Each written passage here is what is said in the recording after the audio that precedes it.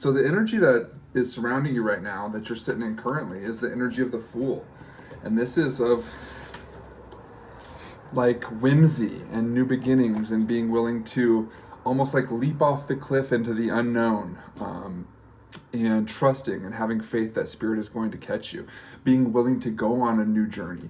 So this is really the energy that you're having surround you right now, is like this energy of really being called to go on this new journey of exploration and of really diving deep within your own heart and seeing what is bringing you joy. Where is your expression that brings love and abundance and community and family into your life? And this is really asking you to be willing to step out into the unknown.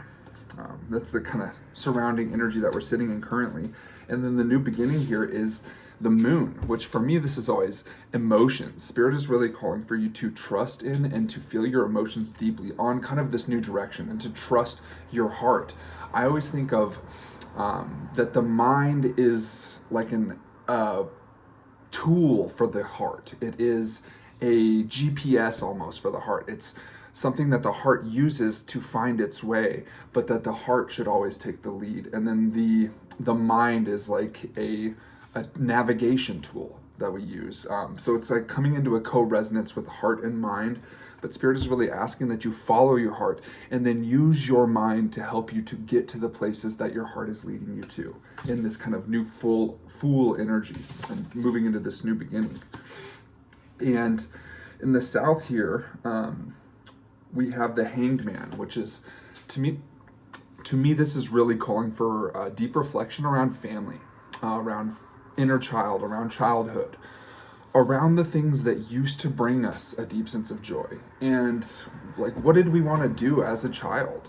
Where was like our dreams and goals? Was that liking to sing? Did you want to be a firefighter? Like whatever those things are, did you want to run marathons or bike or play with dolphins or whatever it is for you? Spirit is asking that you really connect with that energy and that inner child energy within you and like sit with and reflect on what is important to you. What is it that really truly brings you joy? What is it that you actually want to do?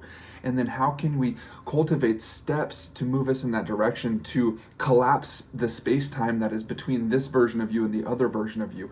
If there's anything that's standing in the way of that, what can we do to kind of collapse that energy and to move those things that are no longer serving us out of our life?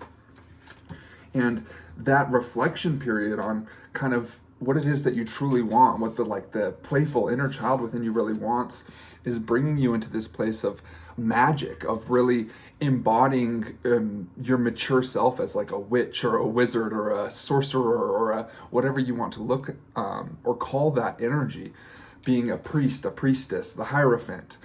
You're coming into a space of being a powerful magician and working in co-creation with the Great Spirit, with the energies of the universe, with the source energy that resides within the heart of yourself and within the heart of all things. And you're starting to see through the illusion of the separation, which is allowing you to work with other aspects of yourself that are outside the personality of this specific body, bringing in a deeper sense of unification and magic into your world.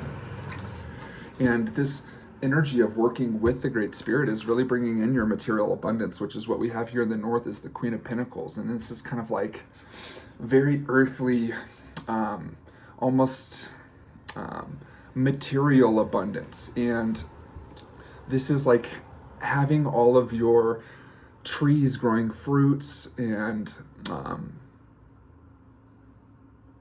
like really holding the rewards and receiving the rewards for all of your hard work. And yeah, it's like you're about to be sitting on your throne with like all these pretty scarves and crazy gowns and suits or whatever it is for you, brother, sister.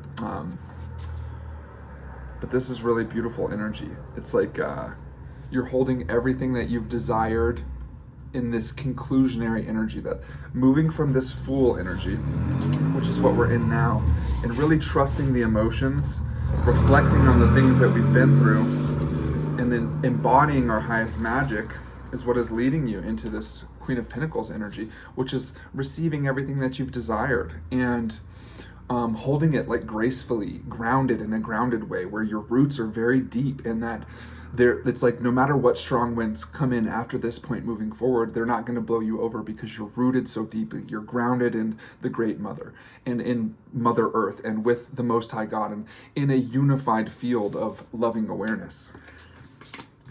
That's beautiful energy. Do we got anything from above, Great Spirit?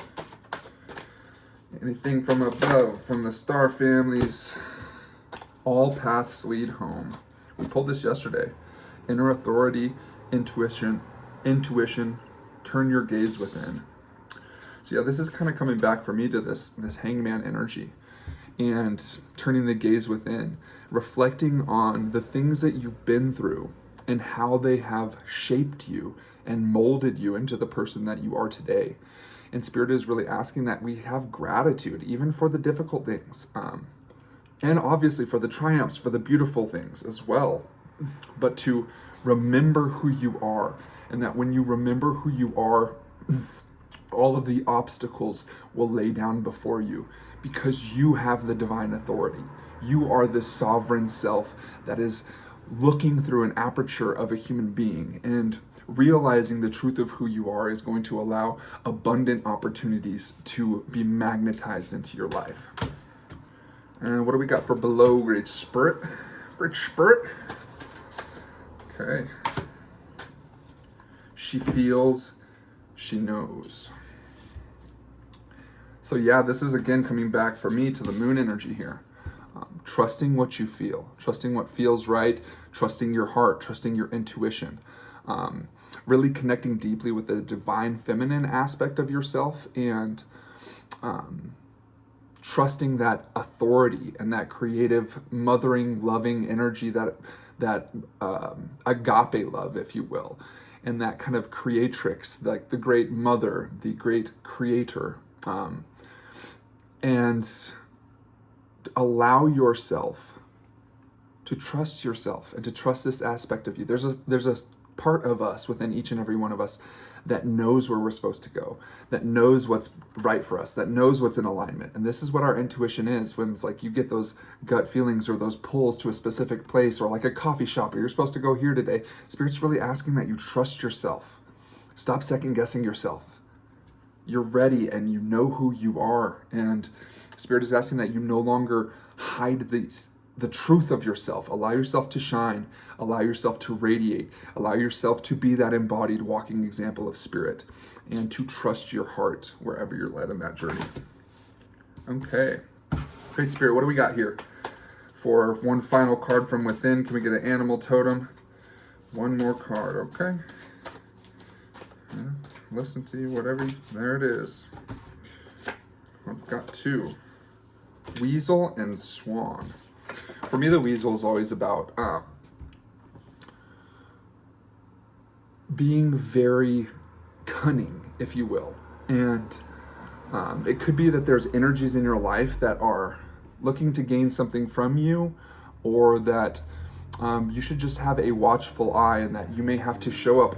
It's almost like a Seven of Swords energy, where it's like it can be thought of as like this kind of theft energy, but a lot of times in my perception and reading of the card, it's like stealing swords away from an army that's coming to attack you. So it's like there may be some things in your field that Spirit is asking you to take a look at and to reflect on more deeply, things that may not be serving you. It could be within your own energy body, it could be with people that are surrounding you, but Spirit is really asking that you have sharp intelligence, almost very acute right now, and watching your surroundings cunningly, almost like with like fox energy. And that's what I get from weasel. Very cunning, very observant energy. So Spirit is just asking that within right now we have some of this energy kind of with ourselves and with the energy that's around us.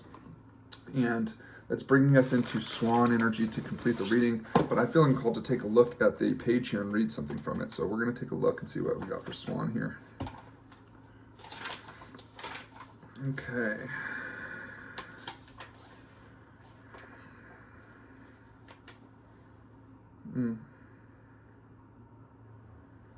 If you pulled Swan today, it ushers in a time of altered states of awareness and of development of your intuitive abilities. Swan medicine people have the ability to see the future, to surrender to the power of the Great Spirit, and to accept the healing and transformation of their lives. The Swan card is telling you to accept your ability to know what lies ahead. If you are resisting your self-transformation, relax. It will be easier if you go with the flow. Stop denying that you know who is calling when the phone rings.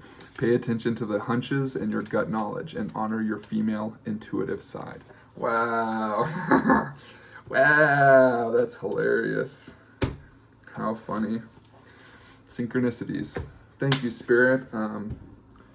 We appreciate you, and we thank you for our lives and for this experience on earth here in our earth walk. And we thank our ancestors, all those who have walked before us 7 generations and before, and all those that will walk beyond us 7 generations and beyond.